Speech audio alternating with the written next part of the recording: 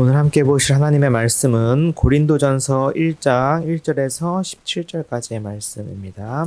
온전히 합하라 라는 제목으로 하나님의 말씀을 전하겠습니다. 하나님의 뜻을 따라 그리스도 예수의 사도로 부르심을 받은 바울과 형제 소스데네는 고린도에 있는 하나님의 교회에 곧 그리스도 예수 안에서 거룩하여지고 성도라 부르심을 받은 자들과 또 각처에서 우리의 주 곧 그들과 우리의 주 대신 예수 그리스도의 이름을 부르는 모든 자들에게 하나님 우리 아버지와 주 예수 그리스도로부터 은혜와 평강이 있기를 원하노라.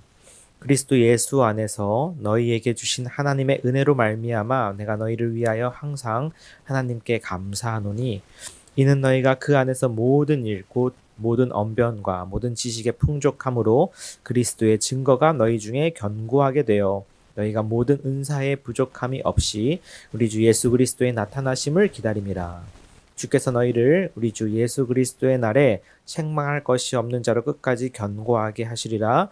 너희를 불러 그의 아들 예수 그리스도 우리 주와 더불어 교제하게 하시는 하나님은 미쁘시도다.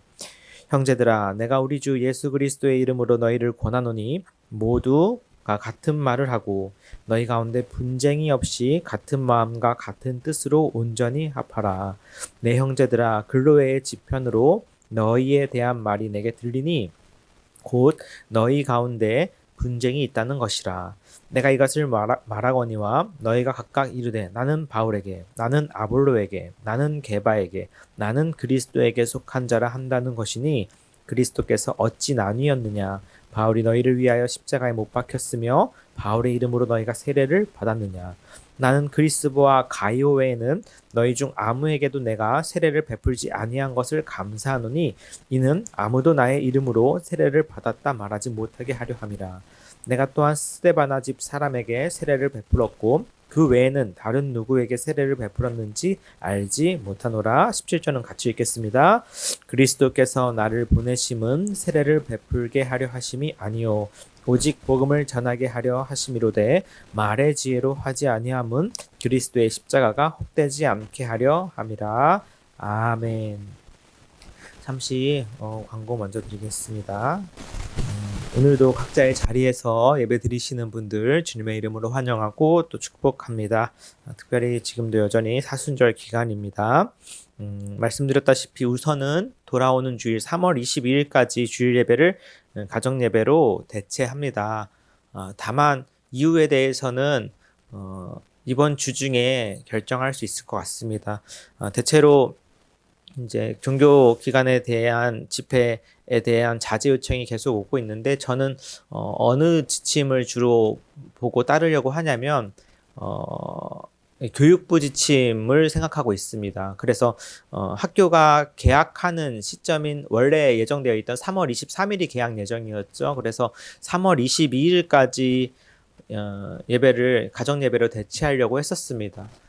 사실 이제 우리 개신교회 같은 경우는 전체를 총괄하는 그런 단체가 따로 있지 않고요. 그리고 우리가 속해 있는 대한예수교 장로회 총회라 하더라도 그 총회 안에 속해 있는 많은 교회들이 각자 다르게 예배를 지금 드리고 있습니다. 그래서 저는 가장 근접한 기관이 뭘까 했을 때 교회 아무래도 학교가 아닐까. 그래서 학교도 수업을 쉬는 마당에 교회도 예배를 가정 예배를 대체할 수 있겠다 생각을 했고, 만약에 학교가 개학하면 마찬가지로 학교도 수업을 하는데 교회도 예배를 드릴 수 있지 않나라는 생각으로 지금 교육부 지침을 눈여겨보고 있는데요. 그 중에서도 특별히 이번 주 중에 아마 주초가 될 거라고 기사를 봤는데 개학 연기에 대한 이야기가 또 나오고 있더라고요. 그래서 만약에 개학이 또 연기가 되면 그만큼 주일 예배를 가정 예배로 대체하는 것도 아마 늘어날 것입니다. 그래서 교육부 방침에 따라서 다시 공지를 해드리도록 하겠습니다. 우선 돌아오는 주일까지는 가정 예배를 대체한다는 점 참고하시고요. 여전히 저희 가정은 이 시간에 주일 오전 11시에 본당에서 지금 예배를 드리고 있습니다. 코로나19가 속히 종식되고 또 특별히 수고하시는 분들, 또 어려움을 겪고 계신 분들을 위해서 같이 기도했으면 좋겠습니다. 자, 그럼 오늘 말씀 나누도록 하겠습니다. 제가 잠시 기도하겠습니다. 아버지 하나님, 우리가 오늘도 하나님 말씀 앞에 서 있습니다. 이 상황 가운데, 이 시기 가운데, 이곳에서 하나님이 우리에게 말씀하시는 뜻을 우리가 듣게 하시고 그 가운데서 주님의 말씀으로 힘과 용기와 능력과 감사와 기쁨이 생겨나고 그 가운데 즐겁게 주님을 찬양할 수 있는 시간이 되도록 함께하여 주옵소서. 비록 본당에 다 모인 것은 아니지만 각자 있는 자리에서 예배를 드리는 성도들에게 성령께서 임재하여 주셔서 정말 하나님 앞에 진리와 성령으로 예배를 드리는 예배자가 되도록 함께하여 주옵소서. 감사드리며 예수님의 이름으로 기도드렸습니다. 아멘. 네, 지난 시간에 우리가 고린도전서 서론이라고 하는 다소 딱딱했던 제목으로 이 말씀을 배웠다면 오늘부터는 이제 본격적으로 그런 고린도전서의 내용들을 하나하나 좀 짚어가면서 보도록 하겠습니다. 그래서 지난주에 1절과 3절, 1절에서부터 3절을 읽었지만 실제 1절에서 3절을 제가 강의한 것은 아니기에 다시 한번 1절에서부터 3절까지를 보면서 시작하겠습니다. 전형적인 이제 바울 서신의 시작이죠. 인사하는 부분입니다. 우리 편지 시작할 때 인사하면서 시작하겠죠. 벌써 이 편지가 저희가 읽는 네 번째 바울 서신이니만큼 이제 보시면 조금 감이 오실 겁니다. 아, 인사 부분이구나. 이런 느낌은 이제 가지실 텐데 그 인사하는 부분에서 항상 바울이 취했던 형식들 그대로 따르고 있죠. 1절에 보면 우선 편지를 쓰는 수신자에 대해서 이야기합니다. 어떻습니까? 하나님의 뜻을 따라 그리스도 예수의 사도로 부르심을 받은 바울과 형제 소스데네는 편지를 쓰는 사람이죠. 송신자입니다. 그런데 여기서 바울뿐만 아니라 이번에는 전에 우리가 봤던 편지에서는 뭐 실라와 디모데는 이랬다면 여기는 누가 나오고 있어요? 형제 소스데네라고 나오고 있어요. 좀 생소한 이름이 갑자기 나오죠. 이 소스데네는 아무래도 바울이 고린도에서 전도하고 복음을 전해서 예수를 믿게 되었던 회당장 같아요. 사도행전 18장에 보면 나오는데 회당장 그리스보가 예수님을 믿게 되고 나중에 그 회당장에 이어서 후임 회당장이 된 사람이 아닐까 추측을 해볼 수도 있어요. 정확한 것은 아닙니다. 성경에서 그런 걸 다 말하지 않고 있기 때문에. 근데 고린도 사도행전 18장에 보면 이 소스데네가 회당장으로 나오고 사람들에 의해서 예수를 믿는다는 이유로 매를 맞는 장면이 나와요. 아마 그 형제가 아닐까 싶어요. 그래서 저는 추측해 보기로 저의 추측인데 그 동네에서 예수 믿는 게 어려워졌을 소스데네가 나중에 같이 바울과 함께 에베소로 오게 되어서 지금 에베소에서 바울과 함께 있는 것이 아닌가 생각을 해봅니다. 그리고 이 형제 소스데네를 같이 지금 공동 저자로 바울이 이렇게 기록해 놓는 것은 아무래도 이 소스데네가 이 바울의 편지를 받아 적었을 가능성이 커 보인다고 학자들은 이야기해요. 그러니까 바울이 편지를 쓸 때 직접 쓰기보다 이게 필사자를 통해서 쓰잖아요. 그래서 그 받아 쓰는 사람을 이제 여기다가 같이 쓴 것일 수도 있고요. 또는 이 편지를 쓰는데 아무래도 이 소스데네가 고린도 출신이다 보니까 바울과 그 고린도 교회의 상황과 형편에 대해서 잘 알았겠죠. 그래서 바울과 함께 이 편지에 대해서 이야기를 나누든지 아니면 일부분 소스데네의 의견이 좀 반영된 곳이 있을 수도 있어요. 어쨌든 간에 이러저러한 이유로 바울은 형제 소스데네를 공동저자로 이렇게 적어 놓으면서 시작을 하는데 이만큼 바울은 동역자를 중요시 여겼다라는 것이 또 드러나죠. 사실 고대 사회의 이 편지에서 이 송신자를 이렇게 공동저자로 하는 경우는 극히 드물어요. 그럼에도 불구하고 바울이 사실 바울이라고 해도 전혀 상관이 없는데 굳이 소스데네라는 이름을 넣는 것을 보면 그가 얼마나 동역자의식이 투철했는지를 보여주죠. 그리고 그런 바울과 형제 소스데네에 대한 수식어구로 뭐를 이야기하느냐? 그리스도 예수의 이것은 바울에 대한 수식이죠. 그리스도 예수의 사도로 부르심을 받은 바울. 사도라고 하는 자신의 정체성에 대해서 강조하고 있습니다. 흔히 이렇게 이야기하면 바울이 자신의 사도권을 강조한다, 자신의 권위를 높이려고 한다라고 오해하는 경우가 종종 있는데 그랬다기보다는 이 사도라고 하는 것은 자신을 부르신 분이 누구신가에 대하여 성도들이 초점을 맞추기를 원한다고 보는 게 더 좋을 것 같아요. 그러니까 내가 하나님한테 선택받은 사람이야 라고 의시되는 것이 아니라 나를 부르신 분이 하나님이야 라는 것을 바울이 이야기하고 싶은 거죠. 그런 사명 가운데 바울은 지금 이 편지를 쓰고 있다라는 것을 보여주는 것이기도 하겠습니다. 자, 그런데 제가 여기서 특별히 더 보고 싶은 부분은 2절이에요. 2절에서 그런 편지를 받는 사람들이겠죠. 누구누구에게 편지를 쓴다라고 하는 내용인데 그 편지를 받는 사람들에 대한 내용이 꽤 길게 수식이 돼 있어요. 누가 편지를 받는 거예요? 우선은 고린도에 있는 하나님의 교회가 편지를 받는 거죠. 그 당시는 교회가 오늘 우리가 사는 사회처럼 많지 않았기 때문에 따로 교회 이름을 이렇게 지어서 지역교회 이름을 구분할 필요가 없었어요. A교회, B교회 이런 식으로 할 필요가 없었고 그냥 그 지역에 그 교회가 하나 있는 거죠. 그러니까 그 지역에 있는 그 교회인 거예요. 그러니까 고린도에 있는 교회면 그냥 고린도 교회가 되지 고린도 나눔교회 이런 식으로 굳이 이름을 지을 필요는 없었습니다. 근데 그 교회에 대해서 바울이 어떻게 얘기해요? 고린도에 있는, 이거는 세상의 위치죠. 하지만 그 안에서 또한 구별된 하나님의 교회라는 거예요. 이 짧은 어구지만 굉장히 교회에 대해서 생각해보게 만듭니다. 우리도 마찬가지죠. 우리도 은계나눔교회가 시흥시 은계지구에 있는 하나님의 교회라고 동일하게 볼 수 있어요.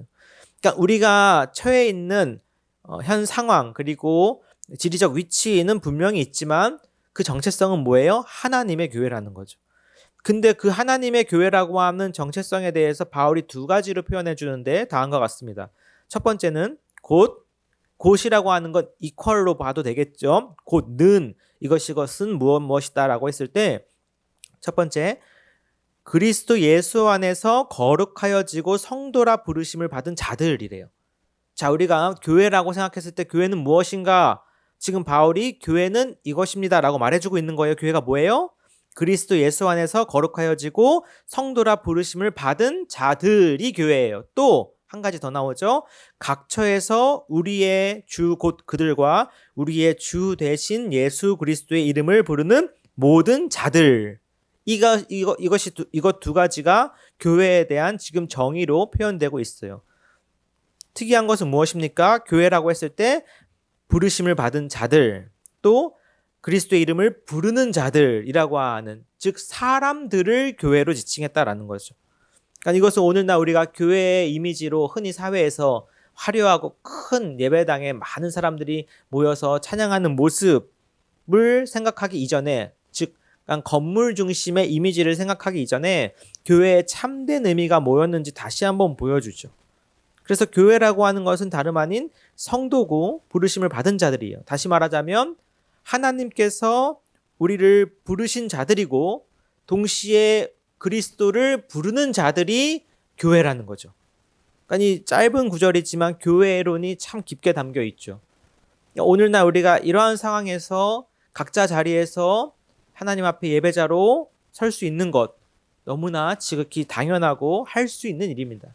물론 우리가 함께 모여 예배 드리는 일도 동시에 중요해요. 왜냐하면 바울이 동일하게 모이는 것의 가치와 의미에 대해서 가르치고 있기 때문에. 하지만 그렇다고 그것이 모이지 않는다고, 또 예배당에 모이지 않는다고 교회가 아니라는 것은 아니죠. 우리는 먼저 하나님 앞에 각자가 교회로 설 수 있다라는 것입니다. 그래서 나중에 고린도전서 3장, 6장에도 계속 나와요. 너희는 너희가 하나님의 성전인 것과 그리고 너희 안에 성령이 내주하시는 것을 알지 못하느냐. 그러니까 성전이라고 하는 것은 성령께서 거하시는 전이 성전이죠. 결국에는 성령께서 거주하시는 그리스도인의 몸 자체가 성전이라고 할 수 있고, 우리가 모이는 이 장소는 말 그대로 예배당, 조금 옛날 말로는 교회당이라고 할 수 있는 것입니다. 그래서 그것을 구별해서 쓰는 게 참 좋겠는데 오늘날 한국 교회에서는 그런 구분을 잘 하지 않고 대체로 다 성전이라고 하죠. 특별히 건축 같은 거 할 때 성전 건축 이렇게 해가지고 조금 더 이렇게 성도들한테 기부를 하는 측면들이 있는데, 엄밀히 말해서 다른 것입니다. 분명히 구분해서 써야 되는 것이 상금적인 것이라고 말씀드리고 싶습니다. 그래서 교회라고 하는 것은 무엇보다 성도들, 또 주님의 이름을 부르는 자들의 모임이었다는 것을 기억하면서 이 자리에 안 계신 우리 많은 성도분들이 각자의 자리에서 교회로 지금 시간에 예배 드릴 수 있습니다. 제가 방금 예배 드리기 위해서 기도하는 시간 갔는데 어떤 느낌이 들었냐면, 그전에는 이제 기도하는 중에 가장 중요하게 기도하는 게 예배에 대한 성령의 임재를 가장 간절히 기도하죠. 주님께서 임재해 주시기를. 근데 오늘은 또 어떤 느낌도 들었냐면 성령의 임재는 물론이거니와 우리 성도 여러분들이 각자의 다 지금 자리에 계시지만 이 자리에 앉아 계신 것 같은 느낌을 받았어요. 그냥 그것이 성령 안에서 가능한 일이죠. 그런 자리에 우리 성도분들이 앉아 계시다 저는 생각하며 또한 믿으며 지금 예배를 드리게 되는 거죠. 그리고 3절에 이어서는 인사하는 것이죠. 하나님 우리 아버지와 주 예수 그리스도로부터 은혜와 평강이 있기를 원합니다. 우리 그동안 이제 벌써 4번째 편지입니다. 은혜와 평강이 나오네. 이 정도 기억하시면 아주 훌륭한 학생입니다. 바울이 편지에서 서신에서 첫 인사할 때 가장 많이 쓰는 말 은혜와 평강.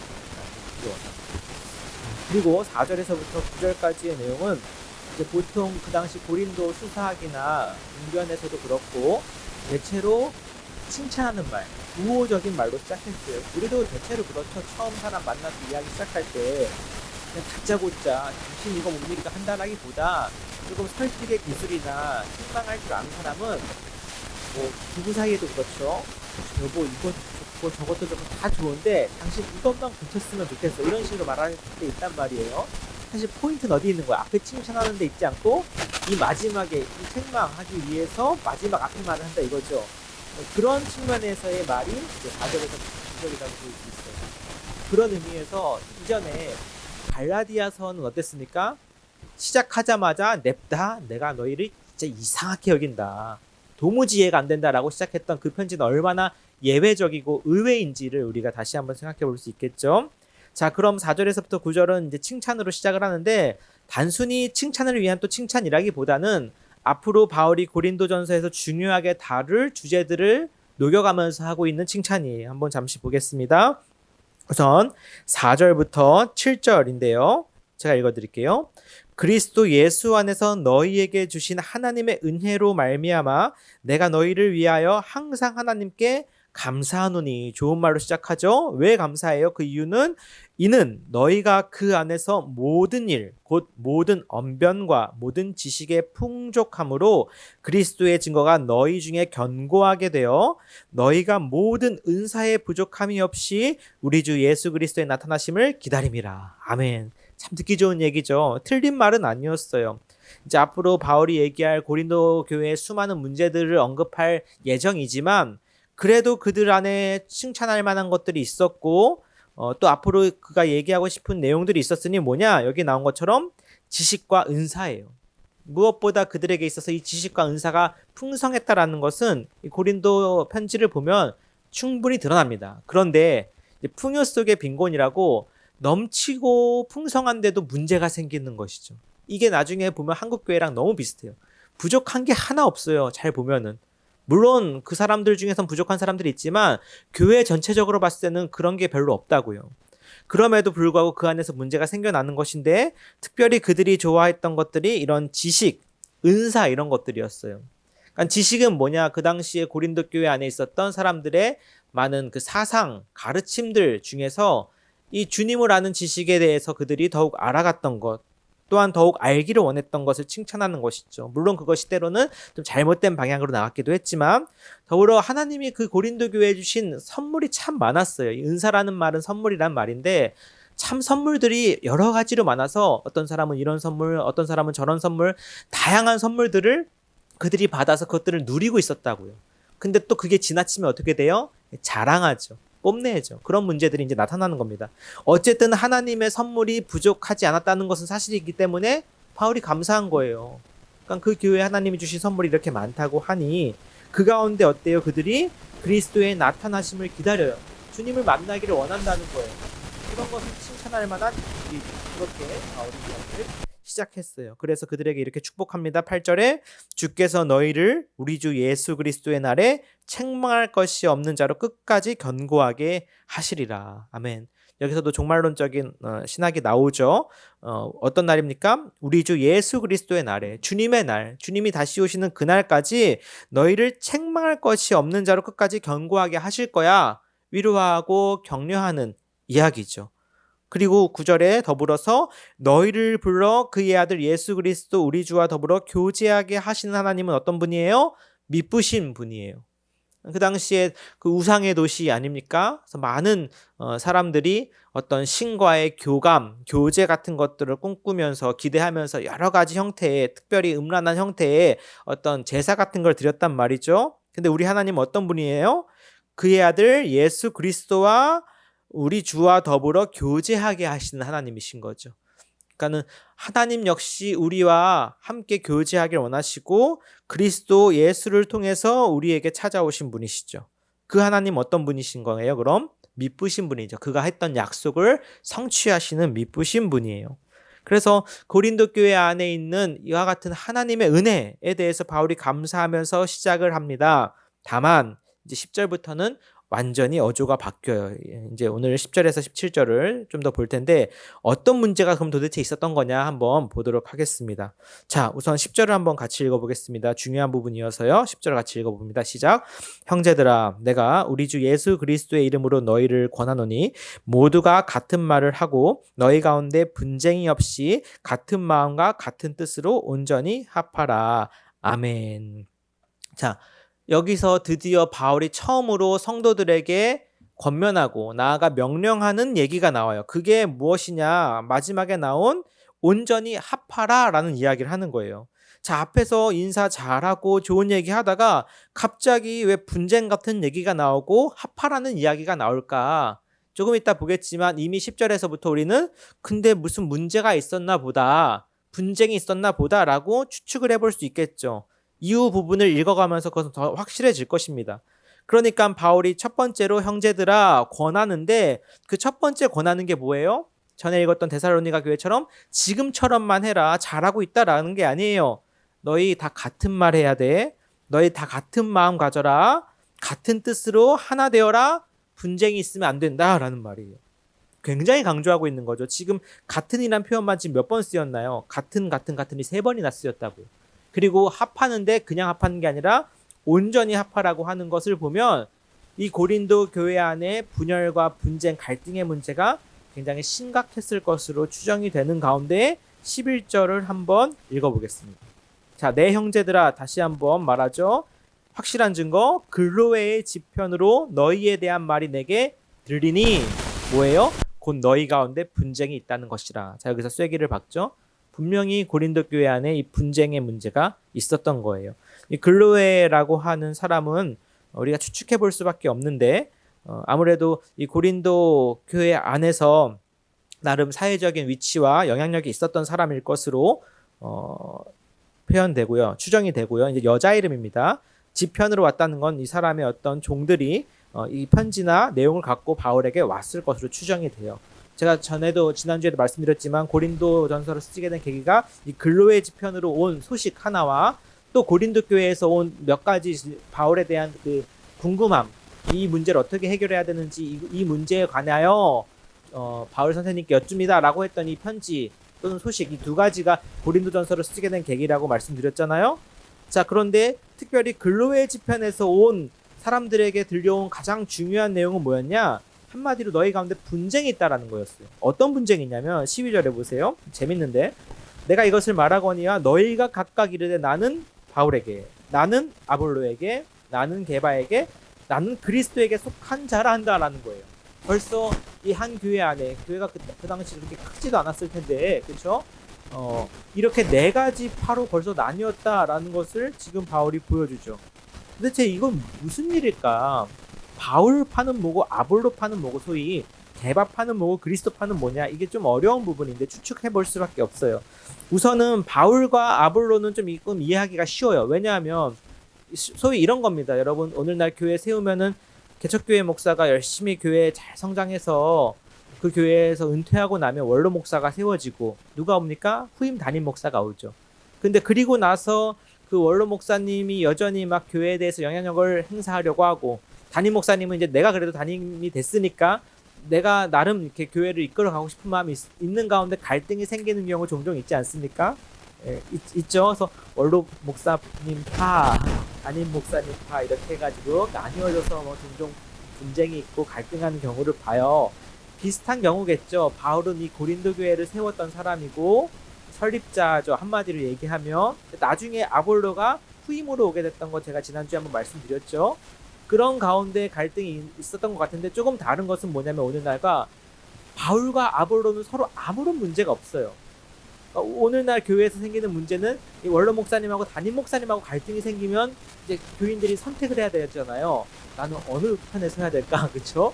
근데 그런 경우가 전혀 아니고 자기들 스스로 나는 바울이 내 스승이야. 아무래도 우리 교회를 세웠잖아 라고 하는 사람이 있었던 것 같고, 반대로 새로 오신 아볼로 목사님이 설교도 너무 좋고 소위 자기 스타일인 거야. 어떻게 보면요. 왜냐하면 언변도 좋고 능통하고, 바울은 좀 말이 조금 소위 자기가 스스로 표현하기를 어눌하다라고 이야기할 정도였었거든요. 그러니까 대면하여 봤을 때 힘이 약하다 이런 평가가 있었어요. 바울에 대해서는. 그러니까 특히나 수사학 좋아하는 고린도 교인들, 고린도 문화에서는 아볼로처럼 언변이 뛰어나고, 그렇죠? 그런 사람들에게 매료되었을 가능성이 꽤 있죠.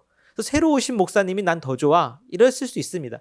그러니까 바울과 아볼로는 전혀 그런 걸로 싸울 의향도 없고 그럴 경향도 없어요. 경황도 없어요. 그런데 교인들끼리 서로 나는 바울이 더 좋아, 난 바울파야, 난 아볼로가 더 좋아, 아볼로파야, 이런 식으로 나뉘었다라는 거죠.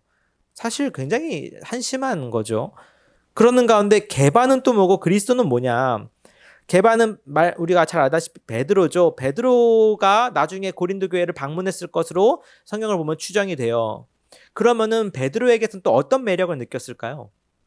베드로, 여러분이 만약에 이 중에서 누구 한 명을, 그러면 안 되지만 택하라고 하면은 베드로에게 매력이 된다고 했을 때 어떤 부분에 우리가 매력을 느낄까요? 딴 게 아니라 베드로는 예수님을 직접 모셨던 사람이, 이거 엄청난 거죠. 바울이나 아볼로는 예수님을 살아생전 한 번도 본 적도 없어요. 그렇죠? 나중에서야 회심하고 믿은 사람들이고, 베드로는 처음부터 예수님이 선택해서 3년 넘게 같이 먹고 자고 다닌, 그것도 가장 수제자예요. 그러니까 베드로가 성도들에게 할 수 있는 이야기들은 얼마나 많겠어요. 그렇죠? 제가 변화산에 올라갔을 때 일입니다. 주님께서는 빨래를 할 수 없을 만큼 휘어지셨고, 이런 이야기를 들으면 또 그 당시 고린도 교회 문화에 있는 사람들은 그런 신비적인 거, 또 어떤 신과의 좀 약간 합일 같은 것을 추구하는 경향들이 있었기 때문에 베드로가 이야기하는 주님의 얘기들이 훨씬 더 와닿을 수 있었을 거예요. 사람이 무리를 걷는 거 보셨습니까? 주님께서는 무리를 걸어오셨습니다. 여러분 물고기 2마리 뭐 이런 식으로 오병이어 얘기를 하면 사람들이 놀라면서 재밌게 들었겠죠? 그런 것이 일종의 그들에게 굉장히 어필하는 하나의 요소가 됐을 수도 있어요. 그러니까 게바가 좋아, 게바가 진짜네 라고 하면서 베드로를 따랐던 사람도 있을 것이고, 자, 이게 제일 난해한 게 네 번째예요. 그리스도에게 속한 자, 그리스도파라고 하면은 우리가 봤을 때 이거지, 사람이 아니라 바울, 아볼로, 베드로 이런 게 중요한 게 아니라 우리는 예수님께 속한 자지 해서 이 네 번째 부류야말로 그래 모범적인 잘하고 있는 사람으로 우리가 추측할 수도 있지만, 그런 뉘앙스로 바울이 전혀 말한 것 같지 않아요. 만약에 그들이 정말 사람이 아닌 우리는 주님만 따릅니다, 이런 식으로 사람보다 하나님을 봅니다 라는 형태였다면 잘하고 있다라고 바울이 인정했을 거예요. 그런데 바울이 그렇게 얘기하지 않고 바로 이런 이야기를 해요. 13절에 그리스도께서 어찌 나뉘었느냐, 바울이 너희를 위하여 십자가에 못 박혔으며 바울의 이름으로 너희가 세례를 받았느냐. 이것은 이것도 하나의 수사학이죠. 이런 식으로 말함으로써 그들이 잘못된 생각을 갖고 있다는 것을 분명하게 드러내는 거예요.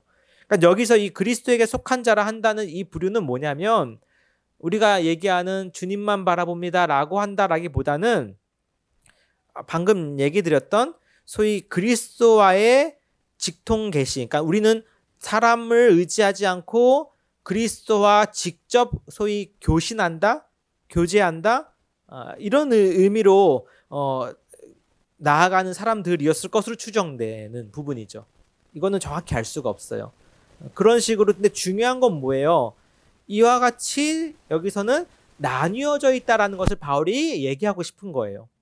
그래서 어떤 학자에 따르면 사실은 바울과 아볼로파 두 가지만 있었고, 나머지 두 가지는 이제 분열에 대한 그 현상을 강조하기 위해서, 그 현실을 그들에게 더 직면시키기 위해서 이렇게 썼다라고 보는 학자도 있어요. 이 부분은 뭐 다 그렇게 좀 분분합니다, 의견이.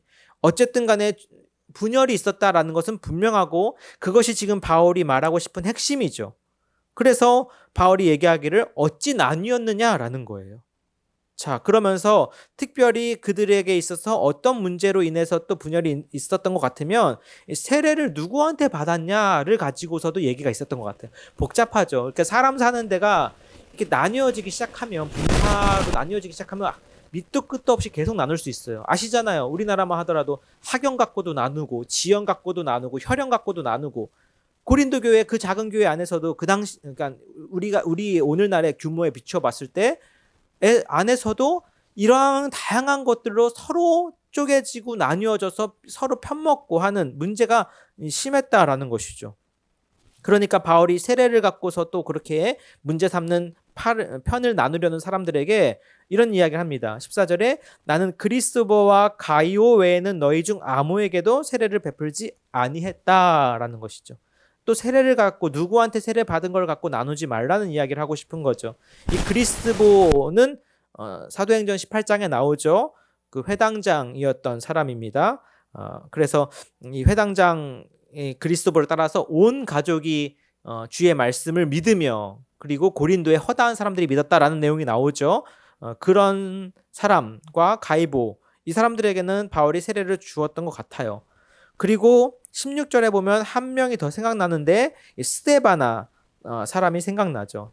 나중에 고린도전서 16장 15절인가요? 보면 나오지만 이 스데바나는 아가야의 첫 열매라고 해요. 그러니까 고린도 도시가 있던 지역의 이름이 아가야잖아요. 거기서 첫 열매로 있었던 이 스데바나인데, 이 스데바나 집 사람에게는 세례를 베풀었던 것 같아요. 그러니까 이 사람들 외에는 자신은 세례를 베풀지 않았다라는 거예요. 그러니까 그걸 가지고 또 사람들끼리 나는 누구한테 세례 받았다 이런 걸 가지고 나뉘어지지 말라라는 이야기를 하고 싶은 거죠. 중요한 건 뭐예요? 17절에 그리스도께서 나를 보내신 이유는 세례를 베풀게 하려는 게 아니에요. 그러니까는 사람들이 어떤 보여지는 형태인 세례에 굉장히 집중하고 거기에 관심을 갖는 경향이 있지만, 중요한 건 뭐예요? 나를 하나님께서, 그리스도께서 보내신 이유는 오직 복음을 전하게 하려 한 것이고, 마찬가지로 너희에게 중요한 것은 뭐예요? 복음을 듣는 것 또는 복음을 들었다라는 것이죠. 세례는 무엇입니까, 그럼? 복음을 전하고 복음을 듣고 받아들인 결과로 나타나는 결과죠, 결과. 그러니까 먼저 가장 중요한 목적은 뭐가 돼야 돼요? 복음을 전하는 거예요. 그리고 그 복음을 듣고 믿는 것입니다. 세례는 그것을 확증하는 하나의 표시일 뿐인 것이죠. 그래서 바울이 중요한 것은 무엇이다? 내가 너희한테 복음을 전했다는 것과 너희들이 복음을 들었다는 것이 중요한 것이지, 세례를 누구한테 받았느냐 가지고 그렇게 나뉘어질 필요 없다라는 이야기를 하고 싶은 것 같습니다. 그러면서 동시에 이런 말도 합니다. 이게 다음 주일 설교로 넘어가는 중요한 그 역할을 하는데, 어떻게 했대요? 그런데 복음을 전하는 데 있어서 말의 지혜로 하지 아니않고 뭘로요? 그리스도의 십자가가 헛되지 않게 하려 했다라는 것이죠. 이것은 다음 주에 이 이야기는 1장 후반절에서 더 자세히 나오니까 다루도록 하겠습니다. 자, 우리가 오늘 보았던 이 고린도전서 1장을 보면서 이제 시작한 부분인데요. 특별히 주목할 부분은 이제 분열의 문제가 있었다라는 것을 다시 한번 생각해 보기를 원해요. 우리는 어떻습니까? 뭐 우리 교회도 그렇고 오늘날 한국 교회도 그렇고 이 분열의 문제가 굉장히 극심하죠. 교회 안에서 어쩜 그렇게 많이 나뉘어지는지 모르겠어요. 아까도 잠시 예를 들었지만 또 때에 따라서는 뭐 목사님파, 장로파 이렇게 나눠지기도 하고, 교회 안에서도 드러나지 않았지만 성도들끼리도 서로 분열하고 분쟁하는 게 얼마나 많은지 모르겠어요. 막 정말 어쩔 때 보면은 그런 이야기도 듣습니다. 막 예배당 1층, 2층 나뉘어져 가지고 같은 교회인데 예배 나눠서 드리는 그런 웃지 못할 일도 벌어지는 것을 보죠. 그러니까 오늘날 교회 안에 이 분열의 문제가 얼마나 극심한지 나타나는 한 가지 예가 아닐까 싶습니다. 그러한 가운데 바울이 우리에게 주는 가장 핵심적인 메시지는 우선 분쟁이 없이 온전히 합하라는 거예요. 물론 이런 말 누구나 할 수 있겠죠. 나중에 구체적인 이야기들이 나오겠지만 우리가 온전히 합할 수 있는 이유와 근거가 있기 때문에 이렇게 말하는 것입니다. 그러니까 이 고린도 교회 안에서도 이 분열과 분쟁의 문제, 또 서로 갈등, 세대 간의 어떤 계층 간의 갈등이 굉장히 극심했었어요. 오늘날 교회 안에서도 그렇지 않습니까? 교회 안에서도 그 사람의 직업이 무엇인지, 어디 사는지 이런 걸 가지고 얼마나 우리가 사실 판단하고 평가하게 되나요? 그건 결코 하나님이 기뻐하신 교회의 모습은 아니었다라는 것이죠. 물론 우리가 인간적인 연약함으로 말미암아 어쩔 수 없이 그런 부분이 보이는 것은 어쩔 수 없다고 여겨져요. 하지만 그것을 교회 안에서 드러내놓고 그것을 인정해버리고 그 가운데 사람들을 분류해서 본다면 세상과 다를 바가 뭐가 있냐라는 것이죠. 오히려 교회야말로 죄인들이 모인 곳이고 그러하기에 주님의 은혜와 보혈이 가장 필요한 곳이기에 사람들이 온 곳인데 그 안에서조차도 세상의 기준으로 우리를 판단해 버린다면 무슨 소망이 있겠냐는 것입니다. 그러니까 바라기는 오늘날 교회 안에 있는 이 분열의 문제들을 이 서신 가운데 우리가 다시 한번 생각해 보면서 회복하기를 원해요. 우리 교회라고 예외는 아닐 것입니다. 크게 드러나는 그런 건 없는데 앞으로 예를 들어서 우리 교회 아니라고 그런 문제가 없다고 보장할 수 없는 거죠. 작은 교회여도 미묘한 갈등과 분쟁은 다 있게 마련이고 앞으로 또 교회가 예를 들어 성장해 나간다면 그런 문제들은 더 다양하게 나타날 수 있어요. 그때마다 우리가 다시 한번 새겨야 될 말씀은 10절에 나와 있죠. 같은 마음으로 같은 말을 하고 같은 뜻으로 온전히 합하라는 거예요. 이 말씀의 뜻을 계속 새겨봐야 하겠죠. 그렇지 않다면 교회가 사회와 또 세상과 다를 바가 없다라는 것입니다. 오늘날도 마찬가지겠죠. 참 안타까운 일인데 오늘날의 사태와 더불어서 교회 안에서도 극심한 분열이 지금 일어나고 있는 것을 봐요. 앞으로도 이것은 당분간 꽤 지속될 것 같습니다. 뭐냐 하면 소위 요즘에 예배를 드려야 되냐 말아야 되냐, 드려도 된다, 드리지 말아야 된다, 이런 식의 분열이 굉장히 첨예하게 부딪히고 있죠. 물론 각자가 얘기하는 그 근거들은 굉장히 타당하고 들어볼 만해요. 하지만 그 안에서 우리가 정말 중요하게 놓치고 있는 것은 있지 않나 한번 생각해 보자라는 것이죠. 그러니까 우리가 생각이나 또는 처한 현실과 상황이 다를 수 있어요.